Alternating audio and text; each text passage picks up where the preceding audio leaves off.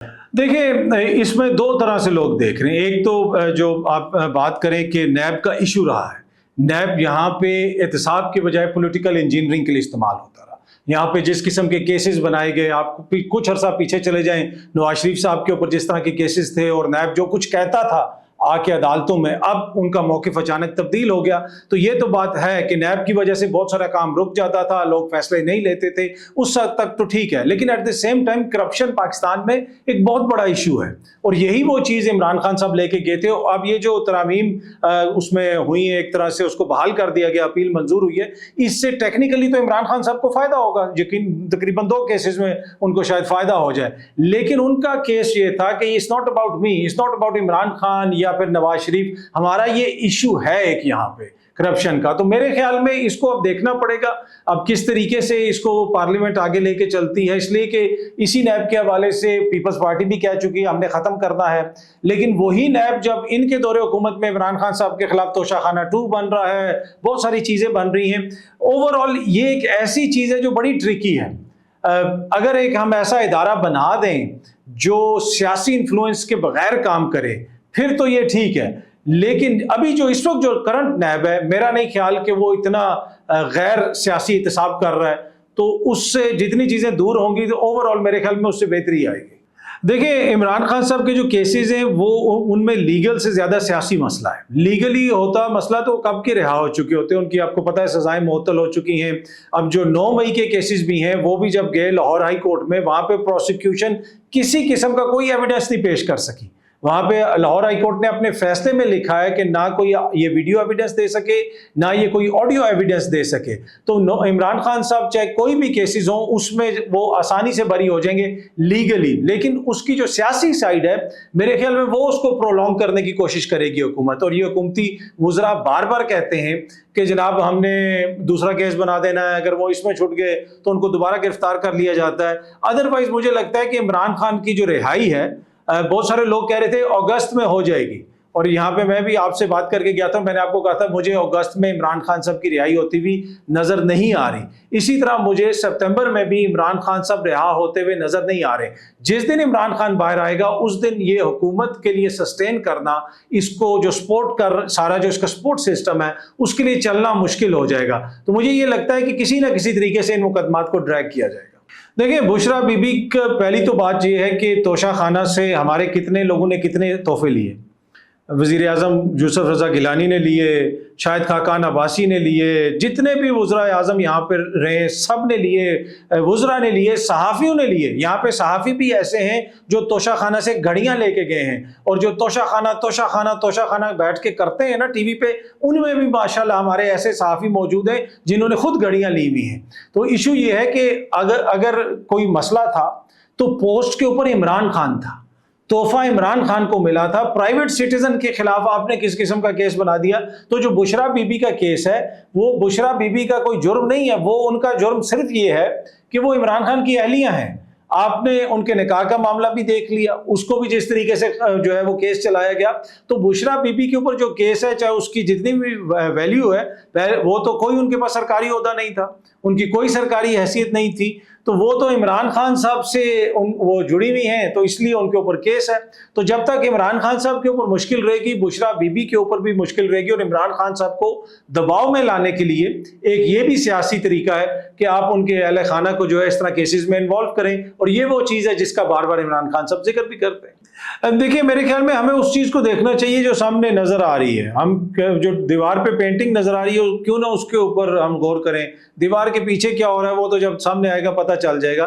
گزشتہ روز کی جو D G I S P R کی پریس کانفرنس تھی، میرے خیال میں انہوں نے بلوچستان کے معاملے پہ، دیگر معاملات کے اوپر کافی زیادہ وہ باتیں کی. باقی اس وقت ایشو یہ ہے کہ جو ملکی سیاست ہے اس میں جو ایک ٹولہ اقتدار میں ہے، ان کے پاس کوئی سیاسی اس طرح بیکنگ یا سیاسی سپورٹ یا جسے کہتے ہیں نا سیاسی بیانیہ نہیں ہے. تو اس وجہ سے کوئی بھی بات ہو تو بحث آپ دیکھتے ہیں کہ کبھی عدالت کی طرف جاتی ہے، کبھی بحث کسی اور ادارے کی طرف جاتی ہے. اور جو حکومت میں لوگ ہیں ان کو شک بھی ہوتا ہے کہ جیسے اگر اسٹیبلشمنٹ یا عمران خان سے کوئی رابطہ ہوا ہے تو وہ فوراً 9 مئی شور کرنا شروع کر دیتے ہیں. اس لیے کہ زیادہ خدشہ ان کو یہ ہے کہ اگر ہمیں سے سپورٹ ہٹا دی گئی تو ہمارے لیے سسٹین کرنا مشکل ہو جائے گا. تو میرے خیال میں اس وجہ سے آپ کو پھر زیادہ اس پہ سیاست نظر آتی ہے, زیادہ اس کے اوپر چیزیں ڈسکس ہوتی ہیں. باقی جو جنرل فیض کا مقدمہ چل رہا ہے وہ کورٹ مارشل ہو رہا ہے, اس میں انہوں نے D G I S P R نے بھی کہا کہ جس کے حوالے سے بھی شواہد ہوں گے ان کے خلاف قانون اپنا راستہ لے گا. اور یہ جو سارے معاملات ہیں یہ قطعاً کسی بھی قانونی عمل کی انتہا نہیں. وہ اگر عمران خان صاحب کے حوالے سے بہت سارے لوگ یہ کہہ رہے ہیں کہ جی ان کا مقدمہ فوجی عدالت میں چلا جائے گا, تو کیا فوجی عدالت میں چلا جائے گا تو کیا ہو جائے گا؟ میں صحافی ہوں, میں روز ٹی وی پہ آتا ہوں, مختلف جگہوں پہ جاتا ہوں, کیا میں جا سکتا ہوں؟ میں بھی بڑا آزاد ہوں, میں بھی جا کے چاہوں تو وہاں پہ کروں, پر میں بھی نہیں جا سکتا. اگر جاؤں گا تو روک دیا جائے گا, بڑا کم ایکسیس ہے. تو ٹرائل تو ویسے بھی اس وقت آپ کا ایسا ہے کہ جہاں پہ کسی کا کوئی اس طرح ایکسیس نہیں ہے. تو مجھے نہیں لگتا کہ اگر فوجی ٹرائل پہ ان کا ہو جائے گا تو کوئی ایسی قیامت آ جانی ہے. اس میں کیا ہوگا, ان کو سزا ہوگی, ہائی کورٹ میں کیس آ جائے گا, ساری چیزیں کھل کے باہر آ جائیں گی, سپریم کورٹ میں کیس آ جائے گا اس کے بعد. تو یہ سیاسی بیانیاں اس کے اوپر بنانے کی کوشش ہوگی, سیاسی چیزیں اس پہ چلتی رہیں گی. باقی جو فوجی عدالتوں میں معاملات ہیں وہ چل رہے ہیں, جب ادھر فیصلہ آ جائے گا پھر اعلیٰ عدلیہ اس کو دیکھ لے گی. نہیں, میرے خیال میں دیکھیں ہر چیز کی ایک نیچرل سائیکل ہوتی ہے. میں پہلے بھی آیا تھا تو آپ سے بات کرتے ہوئے میں نے کہا تھا کہ چاہے وہ ریپریشن ہو, چاہے وہ پولیٹیکل پریشر ہو, ہر چیز کی ایک نیچرل سائیکل ہوتی ہے. اس کے بعد وہ آٹومیٹکلی کم چیزیں جو ہے آپ کو سپیس ملنا شروع ہو جاتی ہے. اس وقت جو کچھ ہو چکا تھا اس سے زیادہ اب کچھ ہو نہیں سکتا. اب آپ دیکھ لیں نا, امریکی کانگریس کے 367 ممبران کے تقریباً 450 ممبران نے جو قرارداد وہاں سے منظور کی وہ انپریسیڈنٹڈ ہے. اقوام متحدہ جو کہہ رہا ہے وہ انپریسیڈنٹڈ ہے. اس کا جو ورکنگ گروپ نے کہا, برطانوی پارلیمنٹ کے اندر جو ایک مباحثہ ہوا اس میں بڑے انفلوئنشل قسم کے برطانوی اسٹیبلشمنٹ کے قریب سمجھے جانے والے وہ لوگ جو سرکاری عہدوں پہ رہ چکے ہیں, اس کو سمجھنا بڑا ضروری ہے. اس لیے کہ اگر آپ پاکستان کی پارلیمنٹ میں چلے جائیں, وہ لوگ جو ہمیشہ حکومت کے خلاف بات کرتے ہیں, نظام کے خلاف بات کرتے ہیں, ان کو آپ کسی بھی تقریب میں بلا کے ان سے کچھ بھی کہلوا لیں. لیکن وہ لوگ جو سسٹم کا حصہ ہیں, جو وزیر اعظم رہ چکے ہیں, جو سسٹم کو سمجھتے ہیں, اگر وہ آ کے کہیں پہ بات کریں گے تو لوگ اس کا زیادہ کہتے ہیں کہ یار یہ تو ساتھ تھے اور آج ایسا ہو گیا. تو اس لیے میں کہہ رہا ہوں کہ وہاں پہ بھی امریکی کانگریس کے اندر اور اس کے بعد برطانوی پارلیمنٹ کے اندر جن لوگوں نے ووٹ دیا, جن لوگوں نے بات کی, وہ بڑا میٹر کرتا ہے. تو یہ ساری چیزیں عالمی سطح پہ جو آپ اس کو دیکھ رہے ہیں, پھر آکسفورڈ کے چانسلر کا جو الیکشن ہے اس میں اس وقت ایک ہی کینڈیڈیٹ ہے. گارڈین کی بھی صحافی نے جو کالم لکھا, جس کو پاکستانی میڈیا صبح سے شام تک کہتا رہا گارڈین نے کہہ دیا, گارڈین نے کہہ دیا, گارڈین نے کہہ دیا, وہ تو صحافی کا ایک ذاتی کالم تھا.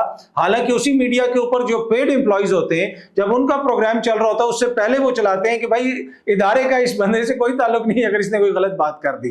اس لیے کہ کوئی بھی کالم لکھتا ہے تو وہ اس کی ذاتی رائے ہوتی ہے, کوئی بات کرتا ہے, تجزیہ کرتا ہے, اس کی ذاتی رائے ہوتی ہے.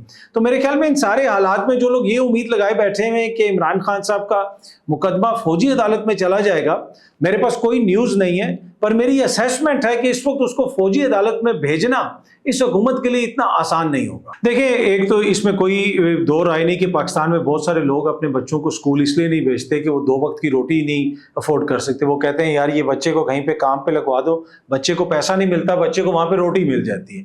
تو اگر حکومت کچھ ایسا کر رہی ہے وہ بڑا امپورٹنٹ ہے. اب اس میں دیکھنے کی یہ ضرورت ہے کہ کیا اس کے اندر کوئی ایسا فول پروف سسٹم ہے کہ بچوں کو خوراک ملے, بچوں کو وہ دودھ ملے.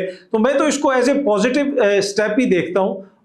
وہ جو پیسہ, جس پیسے کا وہ دودھ پی رہے ہیں بچے, وہ ان بچوں کا اپنا دودھ ہے, کیونکہ یہ نظام 75 سال سے ان بچوں کا, ان بچوں کے والدین کا, ان بچوں کے بزرگوں کا خون چوس رہا ہے. اور یہ جو سارے ہمارے حکمران ہیں یہ وہ اسی خون چوس چوس کے یہ پلے ہیں.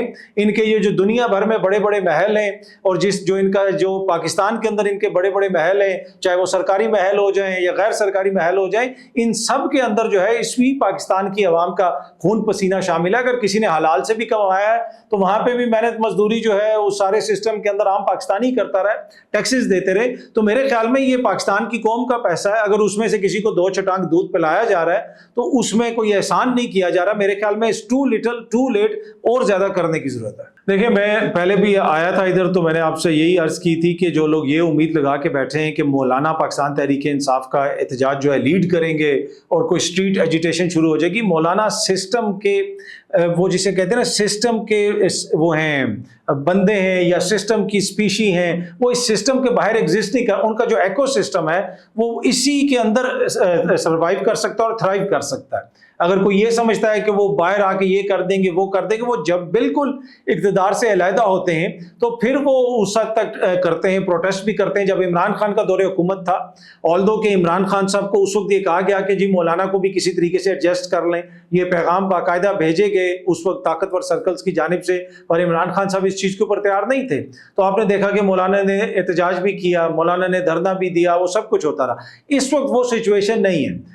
مولانا اس سسٹم کے اندر ہی ہیں، مولانا اس سسٹم کے ساتھ ہی ہیں، مولانا کو زرداری بھی ملنے جاتے ہیں، بندوق بھی کا تحفہ بھی دیتے ہیں، مولانا کو محسن نقوی صاحب بھی ملتے ہیں، شہباز شریف صاحب بھی ملتے ہیں، اور وہ جو بات انہوں نے مولانا نے کی ہے پارلیمنٹ کے اندر کھڑے ہو کے، میرے خیال میں وہ بڑا بہتر طریقے سے ریفلیکٹ کرتی ہے کہ جیسی بھی پارلیمنٹ ہے مولانا نے کہا ہے کہ یہی چلے گی، یہیں سے مسائل حل ہوں گے، اور ان کے ساتھ ہی ماشاءاللہ نور عالم صاحب بھی بیٹھے ہوئے تھے، ان کے بلز وغیرہ بھی ہیں، ان کے حلقے کے والے سے پتن کی رپورٹ بھی ہے، تو وہ سارے معاملات ہیں۔ تو میں نہیں سمجھتا کہ اپوزیشن کی سیاست میں مولانا کا کوئی بہت بڑا کردار ہوگا۔ ہاں، حکومت کی جو اس وقت سیاست ہے اس میں مجھے لگتا ہے کہ مولانا کا کردار جو ہے سامنے نظر نہیں آئے گا، لیکن پیچھے کچھ ایسا کر جائے گا کہ بہت سارے لوگ کہیں گے ہاں یہ کیا ہو گیا۔ دیکھیں، ایک بلوچستان سے آواز ہے، اختر مینگل ان کے استعفے کی آپ نے بات کی، اس وجہ سے حکومت بھی کہہ رہی ہے کہ جو اس وقت سچویشن ہے بلوچستان کے اندر تو ان کی آواز ہونی چاہیے، لیکن میں بھی یہ تھوڑا سا کنٹروورشل ہوگا جو میں کہنے لگا ہوں۔ I don't see Akhtar Mengal part of the solution. Akhtar Mengal پہلے بھی یہاں سسٹم کا حصہ رہے ہیں، اختر مینگل یہاں پہ اہم عہدوں پہ بھی رہے ہیں، جس کے نام کے ساتھ نواب سردار اور وہ یہ لگتا ہے آئی ڈونٹ سی دیم کہ جناب یہ پارٹ آف دا سولوشن ہے، یہ پارٹ آف دا پرابلم بن گئے۔ اگر پارٹ آف دا پرابلم نہیں بھی رہے تو جو پرابلم ہے یہ اس کے ساتھ رہے، تو یہ ایک ہمارا کولیکٹیو فیلئر ہے جس کی وجہ سے پولیٹیکل کلاس نے چیزوں کو اس نہج پہ پہنچا دیے کہ جہاں پہ اب ان کے ہاتھوں سے چیزیں نکل چکی ہیں۔ اگر ہم نے بلوچستان کے مسئلے کو حل کرنا ہے، اس میں آپ کی ٹو پرون اسٹریٹجی ہونی چاہیے کہ ٹھیک ہے جو لوگ دہشت گردی کر رہے ہیں اس کی قطعاً کوئی اجازت نہیں۔ یہ کون سی ناراضگی ہے کہ بھائی آپ لوگوں کو گاڑیوں سے اتار کے ماریں، یا لوگوں کو جناب آپ گولیاں ماریں، آپ جب وہ پولیس پہ حملے کریں، عام شہریوں کو ماریں، اس کی کوئی وہ نہیں ہے۔ ایٹ دا سیم ٹائم اگر کسی نے کوئی غلط کام کیا آپ اس کو سزا دیں، اس کو عدالت میں پیش کریں۔ لوگوں کو غائب کر دینا اور لوگوں کا جو ہے ایک دم سے سامنے آ جانا، لوگوں کا سالہ سال غائب رہنا، یہ بھی ایک بہت بڑا ایشو ہے، اس کو بھی دیکھنے کی ضرورت ہے، اور اس کے لیے ضروری اس چیز کی ہے کہ ہر چیز کو ہم ایس ایچ او کے ذریعے حل کرنے کی کوشش نہ کریں۔ بلوچستان کے مسئلے کا حل ایک ایس ایچ او نہیں ہے، بلوچستان کے مسئلے کا حل پولیٹیکل حل ہے۔ جہاں پہ آپ نے دہشت گردوں کے خلاف کارروائیاں کرنی ہیں وہ آپ ضرور کریں، لیکن سیاسی طور پہ لوگوں کو انگیج کریں، اور جو لوگوں کو سٹیک ہولڈر بنائیں کہ ان کو یہ احساس ہو کہ ہم ووٹ ڈالیں گے اور ہمارے ووٹ سے وزیر اعلیٰ بنے گا، ہمارے ووٹ سے ایم پی اے بنے گا۔ جب یہ احساس لوگوں کو ہو جاتا ہے تو پھر بہت ساری چیزوں میں آپ دیکھتے ہیں کہ بہتری آتی ہے۔ جی، یہ جو آپ کہہ رہے ہیں کہ عمران خان صاحب نے علی امین کے اوپر دوبارہ اعتماد کا اظہار کیا، یہ میں 2-3 ہفتے سے متعدد موقعوں کے اوپر میں نے یہ بات کی ہے۔ علی امین اس وقت عمران خان کے کینڈیڈیٹ ہیں، علی امین کو عمران خان کی مکمل سپورٹ حاصل ہے۔ جو مرضی کوئی کہتا رہے کہ جناب علی امین کا یہ مسئلہ، علی امین کے مسائل ہو سکتے ہیں جماعت کے اندر، لیکن مکمل سپورٹ عمران خان کی اس وقت علی امین کو شامل ہے۔ کچھ لوگ گئے تھے علی امین کے وزیر اعلیٰ بننے سے پہلے، انہوں نے جا کے عمران خان صاحب کو کہا کہ علی امین کو وزیر اعلیٰ نہ بنایا جائے تو ہو سکتا ہے کہ معاملات کچھ بہتر ہو جائیں، تو عمران خان نے آگے سے ان کو کہا ابھی جاؤ باہر اناؤنس کرو کہ علی امین وزیر اعلیٰ ہوگا۔ تو عمران خان صاحب نے کچھ سوچ سمجھ کے علی امین کو وزیر اعلیٰ بنایا ہوا ہے، تو علی امین صاحب کو مکمل سپورٹ حاصل ہے۔ کوئی اگر آپ کو یہ کہتا ہے میڈیا پہ یا سوشل میڈیا کے اوپر کہ علی امین کو عمران خان کی سپورٹ حاصل نہیں ہے، تو وہ میرے خیال میں مبالغہ رائی کرتا ہے یا غلط بات کرتا ہے، حقیقت سے اس کا کوئی واسطہ نہیں ہے۔